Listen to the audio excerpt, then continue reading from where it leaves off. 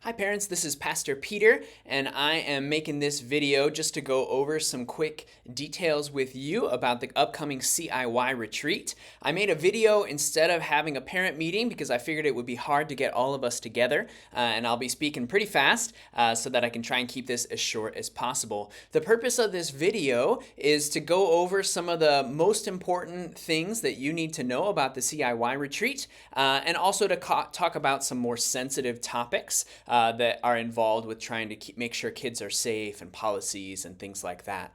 I will send you a follow-up document so that you can have all this information summarized. But like I said, the purpose of the video is just to highlight a couple things and to make sure that I can address some more sensitive things and make sure that I can do that and communicate the heart behind that. So the first thing that I want to highlight is that we're asking for kids to only bring one bag or suitcase, and then they can bring like a small backpack or a purse or a drawstring bag or something like that in addition.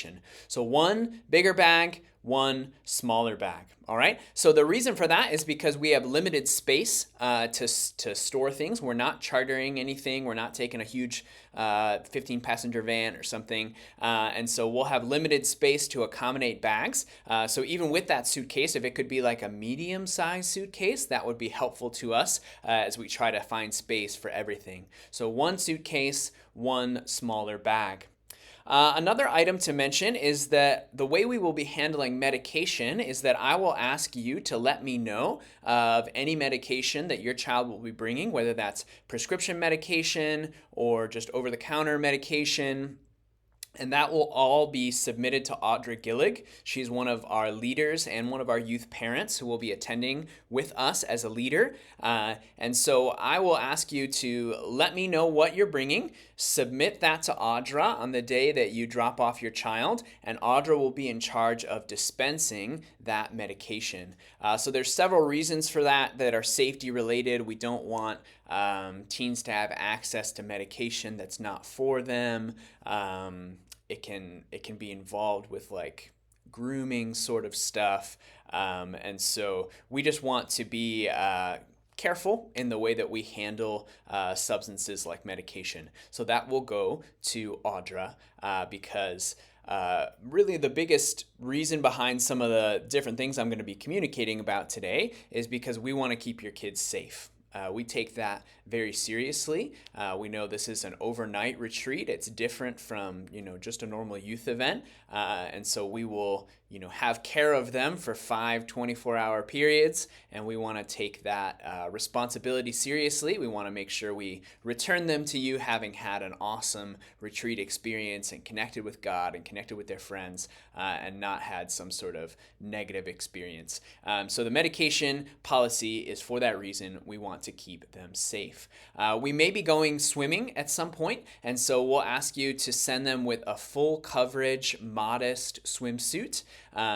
We also it's common on trips like these for kids to get dehydrated, and so we'll ask you to send them with a large water bottle, and we'll be reminding them to drink water, to eat when it's meal times and things like that. So please do send them with a large water bottle. There are some CIY expectations. So CIY stands for Christ in Youth, and that's the organization that we are going to this retreat with. There are some CIY expectations in terms of what not to bring. So let me just go over those really quick. Basically, in terms of clothing, it's anything that's not modest. So they don't want sagging pants that are showing underwear. They don't want short shorts, bikinis, mini skirts, spaghetti straps, low-cut tops, anything of that nature, any sort of non-medical mask. I don't think masks are as much of a thing right now as they were a little while ago. Morph suits, I don't even know what that is. But basically, modesty is what is in mind, and those are standards that are set by CIY. Other substances, I don't think we would have trouble with this, but just to cover what CIY wants us to cover, we don't want to have cigarettes, alcohol, vaping devices, drugs, refrigerators, TVs, fireworks, or air conditioners. All right, now we're going to get into some of the specific policies for our trip. These are things that I've come up with. This has come based on consulting with youth ministry experts, and then also based on my experience and my training under a group called Ministry Safe. They're a group that tries to help churches be preventative and try to prevent any sort of abuse before that could take place in a church environment. And again, the reason for that is because we really want your kids to be safe. I don't think there's going to be any sort of that kind of issue. And part of the reason why I don't think there's going to be any issue with that is because we're going to have policies in place to make it so that we prevent anything like that. So let me give you an idea of what some of the general expectations would be, and then I'll move into some of the expectations that are more specifically related toward making sure there's no negative or harmful or abusive experiences as part of your child's time with us. So when we talk about at youth night, we have one rule. The one rule is make sure everything you do helps us focus on why we're here. And so that would be the same one rule that would sort of guide us. There's going to be more than one rule in the retreat case, but that's still the same principle that guides these expectations, and it's still the same principle that I would be referring back to while we're on the retreat. Make sure everything you do helps us focus on why we're here. We're here to connect with God, and we're here to connect with each other. I will ask you to let me know what internet-capable devices your child is bringing to this retreat, whether that is phones or computers or tablets, video games, whatever it might be, what internet-capable devices they are bringing. And I will ask that those are going to stay with me in the evenings. I will have spaces reserved for them to charge. And the reason for that is because we really think that internet usage with peers in unsupervised spaces can lead to distractions. It can lead to problems. It's led to problems in the past at our retreats. And we also just want the kids to sleep. I want them to be able to have an awesome retreat experience, and if they don't get sleep, I don't think that is going to happen. So for both of those reasons, all internet-capable devices will come with me during sleeping hours, and then will be returned to your teens during the daytime. For that reason, one thing that you might want to keep in mind is if they need an alarm clock, we will wake them up. But if they want to wake up earlier than our scheduled wake time, they might want to bring a watch or an alarm clock of some kind, something that's not dependent on their phone. We already talked about medications, that those will be, you need to let me know what they're bringing and then give those to Audra. Audra will dispense those.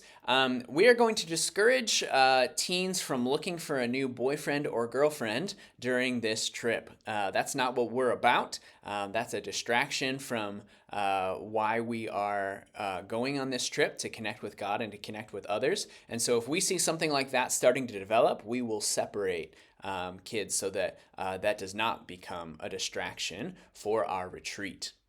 During sleeping hours, as I mentioned earlier, we expect them to sleep.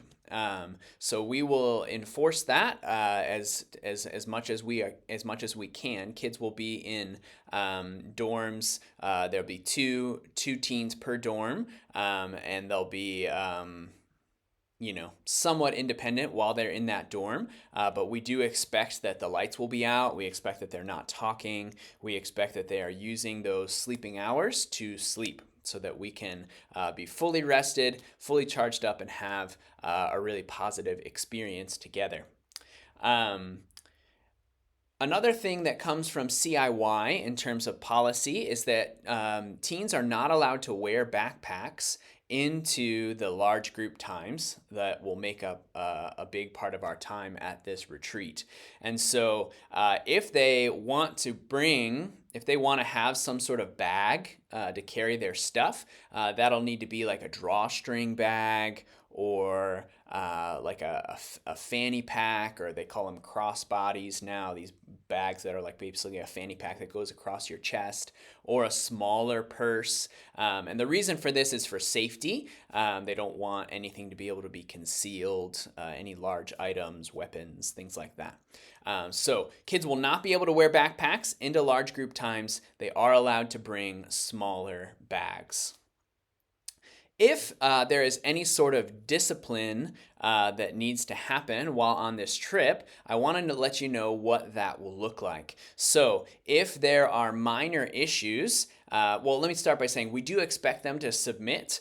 We do expect them to obey, just like they would obey you. And so if there are minor issues, we'll have like a 3-strike system.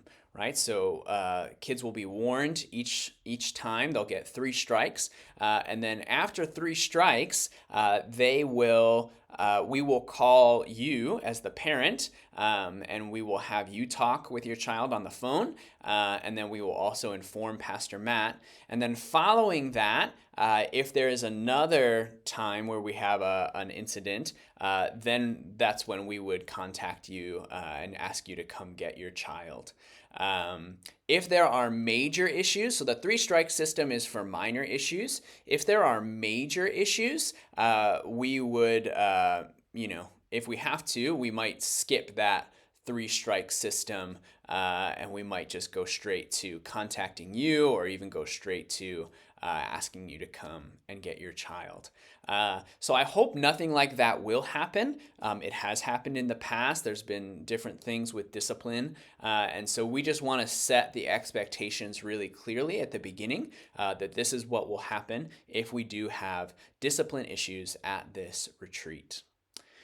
Now let's talk about some more sticky stuff. And again, before I go into it, the heart behind it is that I want to keep your kids safe. I want to have them have this awesome experience. I want them to have a really positive experience. I want them to come home just telling you about like, oh, it was awesome. I learned about God, and I made good friends. And I hope they come on back to you and they're on cloud 9 and they are just thrilled. All right. And it's because I want them to have that kind of experience. I want them to grow. I want them to build friendships. I want it to bring momentum and energy to our youth group. Because I want all of those things, I feel it's necessary to put in place some guardrails with kind of partnership with Ministry Safe and things that they recommend specifically for youth who are going to camps. And so I tried to keep this as short as possible, but there are some things in here that are a little dicey to talk about. So please feel free to reach out to me. I'm trying to meet with each of you one-on-one and take you out to dinner and just kind of get to know you. If I haven't gotten to do that with you yet, I'm sorry that hasn't happened yet. I would love to have gone to dinner with you before we talk about the abuse prevention policies. But with me having just started here and wanting to kind of just jump in and do a retreat, this is where we stand. So please feel free. If you do have any questions or concerns about these policies, please feel free to reach out to me. Feel free to ask for us to do one of those dinners and chat about that. All right. So the first one is that we will ask for kids to undress and dress in spaces where they are by themselves. So we'll ask them to dress and undress in like a bathroom space, or maybe in the room if they're by themselves. Whatever that looks like, we will ask them to make sure they are by themselves when that happens. And this is something from Ministry Safe. This is something where the basic thought here is that anytime clothes come off, that's their language, anytime clothes come off, there is a greater risk for problems. And so we want to kind of ramp up our care and our structure with situations that can be problematic. So we'll ask them to dress and undress in spaces where they are by themselves. We will prohibit roughhousing. Roughhousing can sort of break down touch barriers and make it more normal to touch in ways that you normally wouldn't.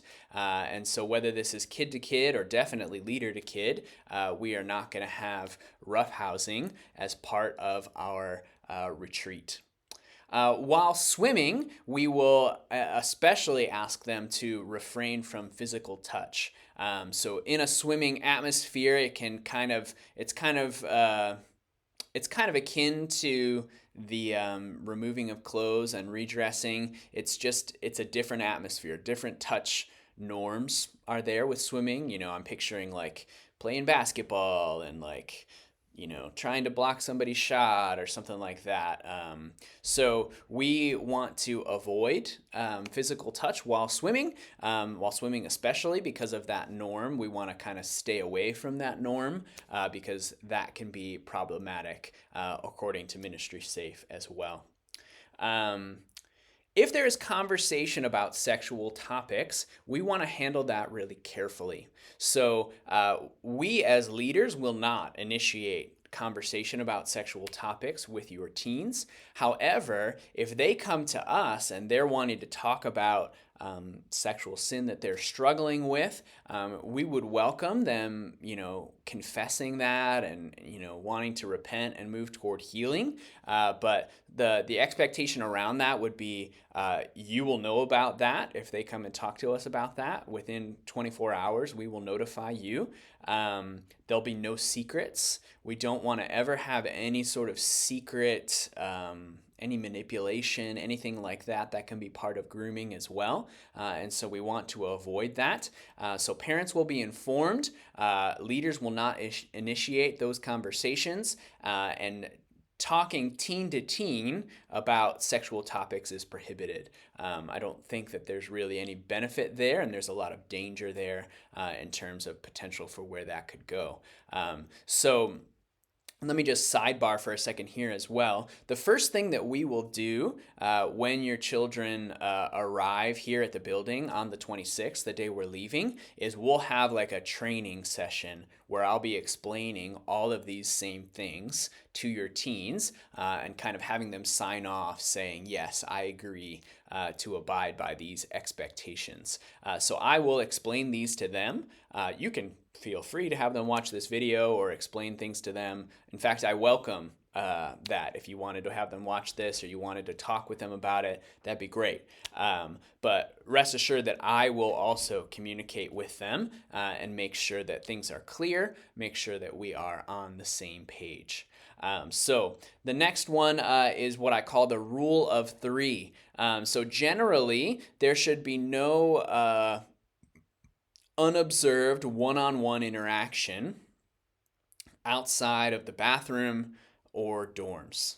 So generally, we want kids to be within eye contact of leaders, and we want them to be in groups as opposed to one-on-one.